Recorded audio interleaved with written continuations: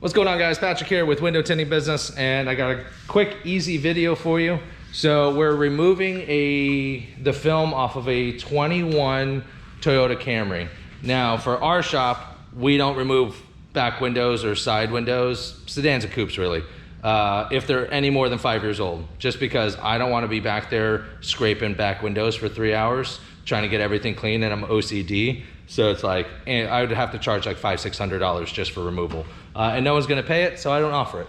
But this situation, we're right at the 5-year mark. It was starting to get a little purpley. And we have,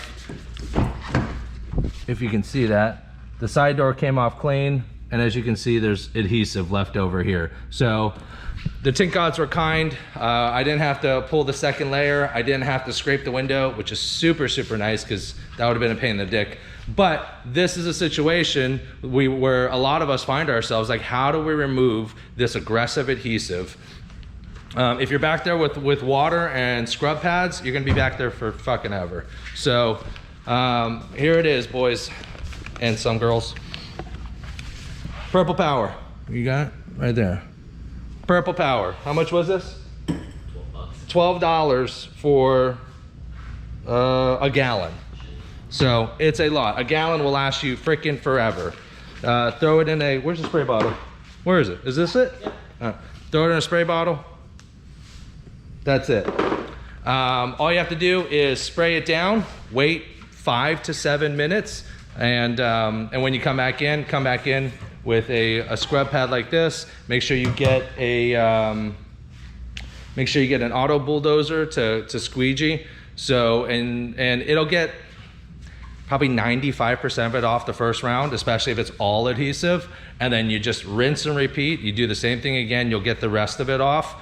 And then afterwards, you scrub it like you normally do for a regular installation. And then that way, and then you squeegee it, and that way you can see whether adhesive is there or not. So some tips and tricks for Purple Power. Never, ever, ever, ever, ever, ever, ever, ever, ever put Purple Power on and then put it in the sun, because it'll etch the glass. So don't do that. Always have to do it inside.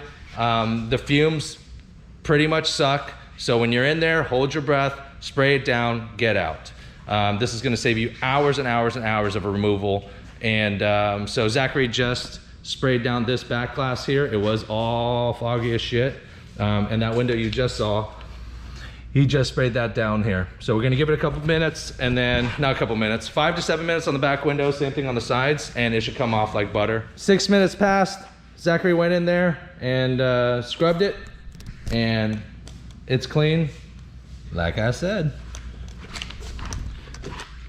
Clean, no adhesive. That's what it looked like before. So some tips in regards to Purple Power is, once you get it, usually, here's the thing, when you're doing something like this, it's usually a car that's about 5 years old or worse. It's not a brand new car.